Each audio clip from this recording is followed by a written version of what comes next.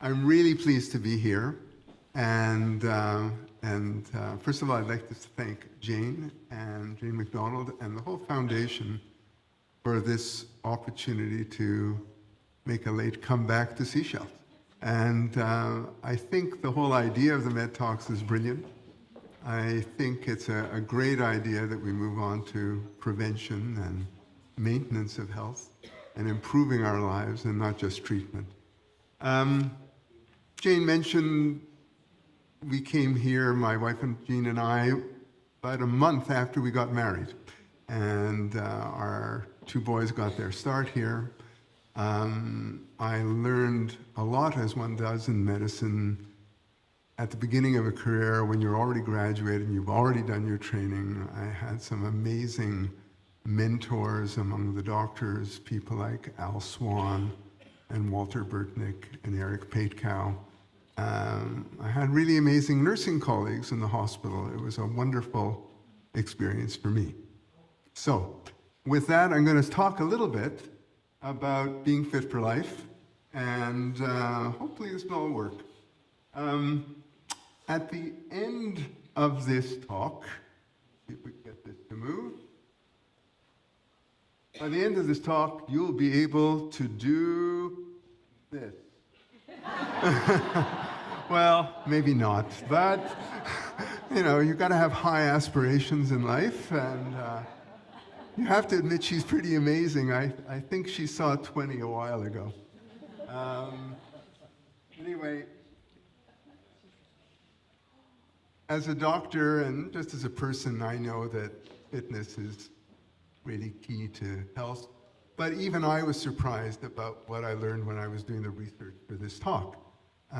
It's actually way more amazing than even I realized, and I hope to convince you of that by the end of the talk. So the two things that we really see from exercise is that you get a longer life, and we're not talking small potatoes, and an incredible increase in the quality of life in all sorts of ways, which I'm going to go over with you.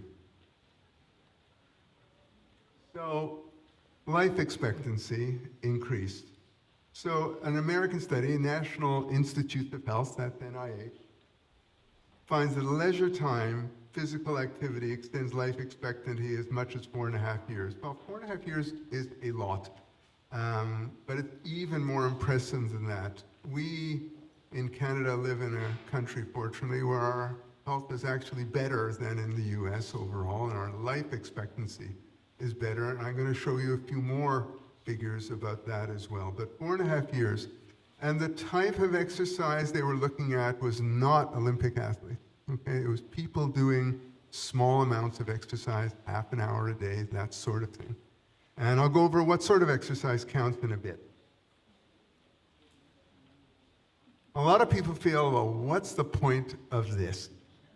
I'm overweight, I'm already old, my time is past. The hell with this. If you're talking to 30-year-olds, maybe, but what about moi?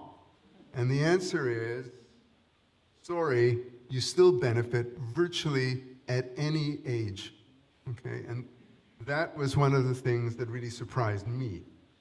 Okay, your life expectancy is increased even if you're overweight, even if you're old.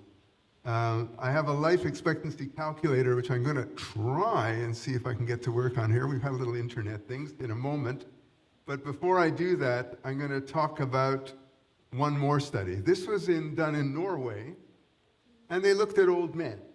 The average was 73 years old. They looked at a lot of old men. 5,700 is a big study. And these people live 5 years longer from 73. Now, let me explain what that really means. Is it 5 years? 5 years, okay. But at 73, your life expectancy, if you're a guy, is 10 years, 83. So if you get 5 more years, you live to 88, you actually get 50% more life at 73, okay? From 83 to 88. And for those women going into denial in the audience, the evidence is that the benefits of exercise are greater in women than in men even, okay? So it's pretty incredible. Now we're going to see this Toys R Us and see if this works. No, that didn't work. Maybe. Yes! So, part of what I wanted to try to get across to you, and if you picked up that brochure with the speakers and stuff like that, there's a link to all these things. And I'm going to play around with it, but this is a life expectancy calculator, which is Canadian. Okay, and it's based on our stuff. And you can plug in different ages. Let's see if I'm going to be really bold. Oh my God, it works. And if I can, you can go down and see it. And you can change anything you want. You can do smoking to non-smoking. You can see that in someone who is 50 and is male, your life expectancy is 72, okay? But look what happens if we change it. Whoops. Virtually 80 if you're a woman at that stage. So this is, I want you to see if you're a non-smoker now. Whoop. 84 years. Okay. Unfortunately, this thing doesn't show exercise. I'll do that later, but it does have a bunch of other things. Alcohol consumption, driving, your blood pressure, your family history. Well, you can't do much about family history. You can't do much about your age or gender. We haven't worked that out yet. But, driving is much more of a surprise than you might think. When people come to me and they're going to, let's say, Thailand or Indonesia, and they're saying, well, what about malaria and what about diarrhea? And I said, you know what you're actually most likely to die of? Car and motorcycle crashes while you're there. And this actually applies to us too. So there are different things. Alcohol is significant. If you are 3 to more drinks, you change this, more in men than in women. Smoking, what I'd urge you to do, because it's all very well to talk about, general things and other people, but you can actually put yourself into one of these things. And as I said, the link is actually on the notes. You can play around with it on your home computer. If you don't know how to use a home computer, get someone young and handsome to do it for you, whatever. But I think it's really worthwhile because you can actually see what would make a difference in your life. Okay, now, will the mouse work? The mouse, there it is. Okay, so we're going back. Oh, we're back. Okay, next slide. So one of the really incredible things for me was about disease prevention and quality of life improvement. So in small print, but I'm going to read it all out to you. Heart disease and stroke improved. Diabetes improved. Cancer decreased.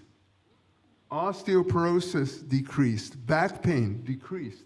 Increased mobility, decreased hip fractures, decreased depression, improved sexual health, improved cognitive function, meaning less dementia.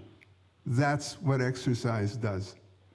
And I'm going to go through each of these individually a bit and give you a bit of a blow by blow, but it's pretty mind-blowing.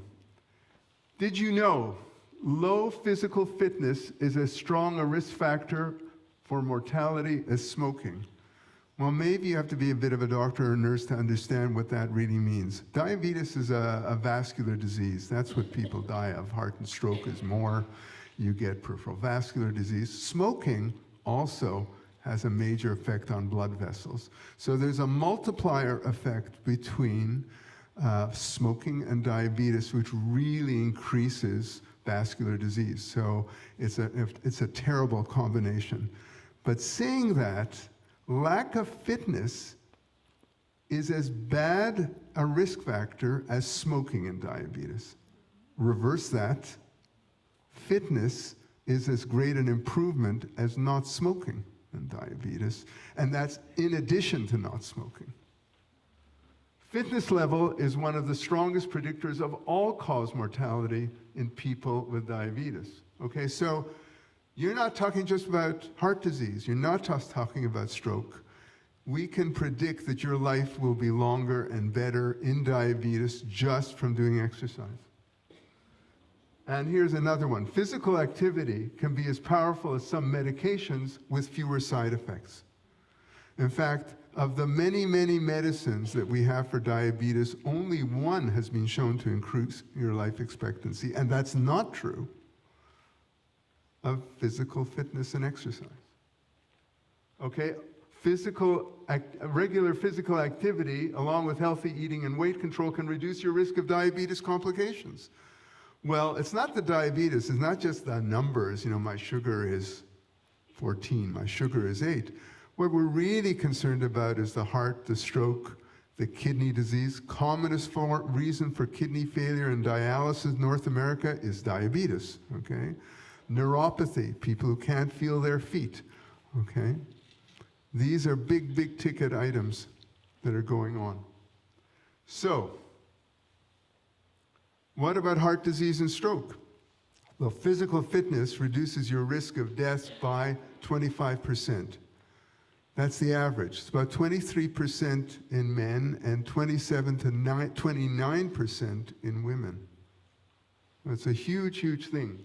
And now, another risk calculator. So it's because of the shape of it and the size of the slide, and probably if I could get this smaller, which I'm not going to play with, but this calculator is also on your thing. I'm going to try and play a little bit with it. You can put your age, your male or female, smoking, diabetes, your blood pressure, are you treatment for blood pressure, your cholesterol. There's a lot on this.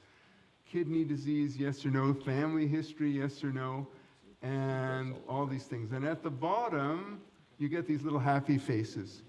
So in someone who is 50 years old and a woman, this is a 10 by 10 table. Your chance of having heart disease at age 50 is a woman if you don't smoke, you don't have diabetes, you have good blood pressure, good cholesterol, is 2%. That's pretty good. It means you have a 2 in 10 chance from 50, 2 in 100 chance from 50 to 60 that you'll get it. But this changes really dramatically with different things. So for instance, if you just go to male, so women have as much heart disease as men, they just get it later. Immediately you double it to 4%. Boom. 4 in 100 chance. But suppose we start doing a little more typical of some of the people I get to see. And we'll make this person 70 just for fun. Male, smoker, all right, let's see what smoking does. I'll bring you down. Oh yeah, 20% in 10 years just from smoking and age 70. Okay, what now if, because it rarely just comes in singles, I'm going to say blood pressure. I'm not going to even give it a lot of a big blood pressure here. I'm just going to give a slight increase. Let's say 150, and put the cholesterol as borderline normal, 5.2. And now, look at that, okay? You have a 46% chance in 10 years of having cardiovascular disease. Whoops. We are talking big ticket numbers and big chances. We started at 2%, okay, and now we're up to, I can get you to 50% by adding the diabetes. I'm not gonna, it's easier to use in the real thing. It just sort of formats itself to get on the screen so you can see it. But what if we made a change to something and put in relative physical activity? Physical activity, your benefit, as I said, is 25%. Now, this thing is a bit limited because it won't do additive things. But if we look at something else, what about a Mediterranean diet? 30% decreased risk. So am I saying to you, you should just exercise? No, it's a bit of a package. You can do other things. Eat well. What about if you have high cholesterol? Does it make sense for some people to be on drugs? It does for some people, because that also decreases it by 25%. So there are a bunch of things you can do to make things better. Now, again, I'd urge you to look at this yourself, because you can plug in your own numbers. You can get your own blood pressures. I hope you get your own lab results and know what cholesterol results and sugar results are, because you can get them all online for nothing. So now I'm going to go to other things, because there are other things. Cancer. Colon cancer is the number 2 serious cancer in non-smokers. Yeah, if you're a smoker, number 1 cancer is lung cancer. You're non-smoker, women breast, men prostate, and the number 2 for both is colon cancer. 24% decrease in colon cancer if you're fit. Breast cancer, not as impressive, but still 12% decrease just for doing fitness. Endometrial cancer, that's the lining of the uterus, 20% decrease. This is all from really big studies. They're very conclusive. It's not my opinion. That's there. These are facts, not fake news. Okay? Okay. So, what about osteoporosis? We know that osteoporosis is made better by physical fitness. You know what happens to the astronauts in space? No gravity, they all get osteoporosis. Incredibly fit men and women, they all get osteoporosis, big problem. You've seen those sci-fi films where they basically have them going around like this to give them artificial gravity because of osteoporosis. It really struck me when I worked here is that I would see people, often women get more of the osteoporotic fractures, and they were the tough sorts, and they'd be working on their roofs, cleaning it off, and occasionally they'd fall off their roofs, and occasionally they wouldn't break anything. Then I went to Vancouver, and I'd go to places where older ladies lived in Carysdale and fell on their deep pile carpets and broke their hips with great routine. I thought there was a message here, and there is a message. If you use those bones, you have less osteoporosis. So the issue about back pain is more complicated. Certain types of exercise improve back pain. I worked for a time in a rehabilitation facility called Back in Motion in Surrey. And we had an exercise program, and most of these people improved significantly. Can you get worse for certain types of exercises for back pain? Yes, you can. And you know, the people who did sort of lifting the wrong way and rotating when they lifted often promoted it. But so it's not totally straightforward, but overall people do better with back pain and definitely with osteoporosis. All right, one of the really things that most people don't get is hip fractures. Here's a really important thing. The lifetime risk of fracture at the hip in women is the most serious type of fracture is 1 in 6, which is higher than the lifetime risk of invasive breast cancer. And you could say, well, Stan, what are you talking about? Breast cancer, hip fractures? They're not the same. One is serious and one, there's surgery. Okay, well, why do you get hip fractures? One, you're getting osteoporosis, you're not working, your muscles are weak, and one of the things that predicts falls best is having weak quad muscles here. What happens when you have a hip fracture? Will you die in surgery? Virtually nobody dies in surgery, virtually whatever your age anymore. Everyone gets out of hospital. It's when you get out of hospital, things change. After a hip fracture, your chance of dying is 3 times greater than normal over a 3+ year period. 3 times your normal death rate. Why? Because you get pneumonia, you get urine infections, you get clots, you get increased weakness and fall again and break the other hip, and you start cycling towards the drain. This is not trivial, Okay? It really isn't. I tell people about quad exercises, if you fall, you think it's nothing. You know, the docs will take care of it. They'll fix your hip. Yeah. You'll die with a perfectly good metal hip. Okay? Okay. So what about depression? Exercise is proven both to prevent depression and treat depression. Okay? I also had a bit of work in a program that actually treated depressed workers by getting them to exercise. And we had reasonable results. Why? There are a lot of theories about it. Most of you have heard of endorphins and these things and whatever. People think, well, but it does really help.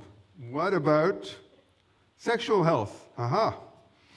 Increased interest in sex both in men and in women. Well, surprise, surprise. If you're able to do things physically and you're less depressed, you're often more interested in sex. Improved erections in guys, probably because it improves circulation generally. Improved orgasms both in men and women. And again, that's across the ages as well. What about sleep? Well, sleep, it helps you fall asleep faster. You have increased time in deep sleep, which is the type of sleep that really makes you rested. You wake up fewer times in the night if you exercise.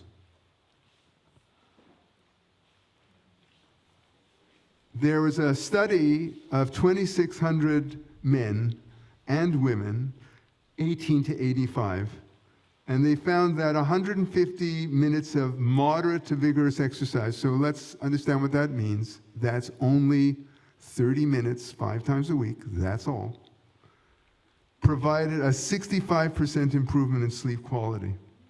Okay? People also said they felt less sleepy during the day compared to those with less physical activity. Okay? So a lot of people say, oh no, I'd like to do exercise, it makes me too tired and I'm tired already, so I can't do it. All right? Okay, well, BS, sorry, not true. Okay. We're all good at making excuses. But I exercise already. Do I ever hear that? Oh yeah? So here are the numbers for percent of inactive youth age 12 to 17 by country. United States, 70%. We're not much better in Canada. 75% of Canadian youth don't do minimal exercise. Little better in the UK, Germany, France, Italy, but not very good. Well, I said, well, okay, that's youth, you know, they're incorrigible. What about the general population? Well, it's not so bad.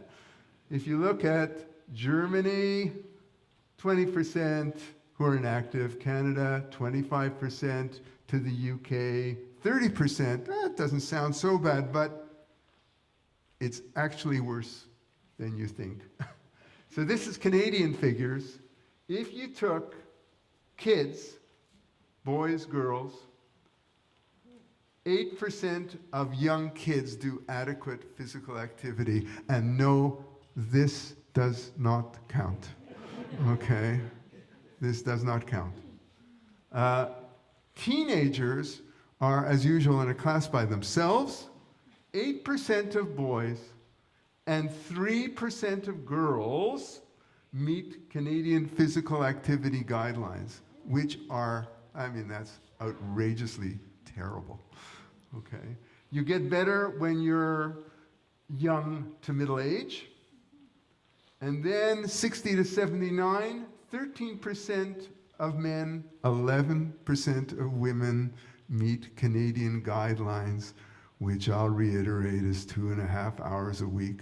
When people tell me they don't have time to do a half hour of some exercise, my eyes glaze over. I start deep breathing and going into a parahypnotic state. It's just sort of ridiculous. Anyway, so once again, 30 minutes, 5 days a week, that's all, okay? And which exercises? Well, here's the good news. Almost anything counts as exercise. You can brisk walk, bicycle, dance. Thank you, dancers. Low impact aerobics, swimming, water aerobics, playing tennis, stair climbing, jogging, running, Pilates, hiking, rowing, ice skating, cross-country skiing, moderate to heavy gardening, yoga, tai chi, walking your dog. Truly. You can do strength things. You can do weight machines, resistance bands, calisthenics, push-ups, weights, any number of things, and they all work. They've all been shown to work. Of course, people will tell you that what they do and what they love works better. The evidence for that is pretty sparse. Almost anything works. This is the original down dog presentation. Okay? Not this. Okay.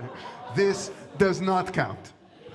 Mall walking, window shopping doesn't count. Sorry, you know. Walking to and from your bathroom or the kitchen doesn't count. Sorry, you know. Okay, you probably can't see this, but the line is exercise, some motivation required. And hopefully you don't need the dinosaur, but it's true. But once you see it, you'll see that people get hooked on it.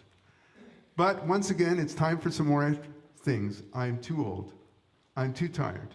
I'm in too much pain. I can't do it. It's all very well for you, Dr. Lubin. You're so young and fit. Ha, ha, ha, ha.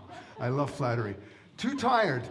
Exercise more, you will get more energy. And it sounds paradoxical. Clearly, when you exercise, you're often tired. But you're actually less tired later. Okay?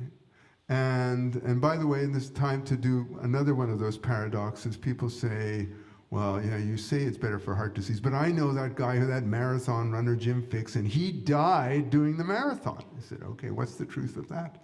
Well, the truth is, in the middle of exercise, you're actually more likely to die than you are sitting at home. However, overall, the people who exercise are way less likely to die, 25% less likely to die. So, I mean, what counts is the whole of your life, not where exactly and what moment you died at. So the exercise is there. Right. Too old? This is my friend John. So John is my medical school classmate, and if I get this to work, we're going to work a little bit of sound. And you may have to put up with a bit of a YouTube advert, which I'm going to get rid of in a moment. Richer than you think. There he goes. This is my friend John. John is my medical school classmate. He is going down the bike park at Whistler. He is 71 years old. Okay, I'm going to leave this on for a bit, and because the audio is quite interesting what he has to say in a moment. This is a young guy taking a video of John going downhill.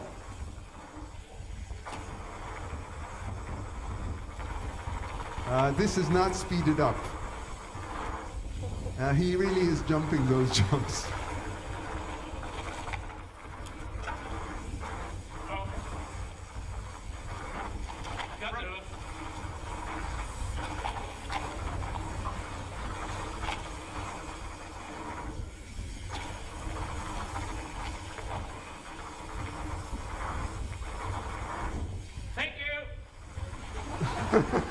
Yes. Please note the age of the people he passed. He's quite a bit younger. I swear he flies like a 17-year-old. Okay. Anyway, while this is going on, a little bit about John. John is a medical school classmate, someone who, because I'm a small person, is difficult to love.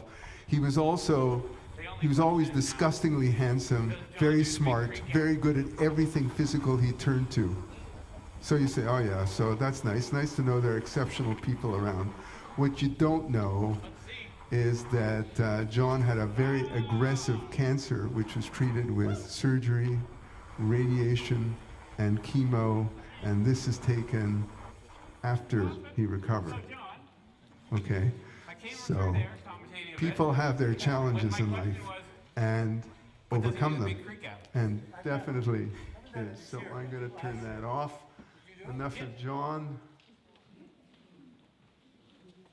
And I've got one more example too. Too old? This is Lyle. Lyle's 69 years old. I met Lyle this summer. I was on a whitewater canoe course in the Rockies, and Lyle was the guide at 69. He again, looks pretty good for 69, right? And he was an amazing canoeist, lovely guy, tremendous person, and 1 year previous had a colon cancer, had a colostomy, radiation, chemo, revision surgery, a few months later to reconnect his bowel.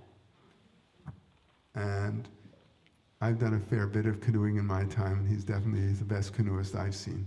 So at 69, having had all this. So I think we're all good at trotting out our excuses, and people, he had to work to get back. You do not feel good after all the things he had done to him, and he did. Too much pain? Well, in general, there's more pain when you start exercising, but there's less later. I worked in this rehab program called Back in Motion, and they had what was called a chronic pain program. Chronic pain, if some of you here are sort of unfortunate to suffer it, just affects every aspect of your life. And the statistics in people who are diagnosed with chronic pain are pretty terrible. If you've had chronic pain for a year, your chances of getting back to work ever are 5%. Okay? And we are talking about people in their 30s, 40s, 50s, 20s. That's across the board. This program, by slowly, stepwise getting people to say, well, I can't do it. I said, well, we're going to walk 100 feet today. And then a little more, and then a little more. They got these people back to work at over 40%, which is pretty phenomenal. I didn't think for a moment this program could be that successful, but it was. So most of the time, you actually end up with less pain if you struggle through the pain when you're starting. But even in the case that doesn't reduce your pain, you have a choice. You can do something and be in pain, or you can do nothing and be in pain. And most of us would choose to do something because it's not overall worse because of it. If there were a pill which improved your mood, your memory, your sex life, decreased cancer, heart disease, diabetes, osteoporosis, depression, falls, hip fractures, increased your quality and quantity of life, would you want it? Okay.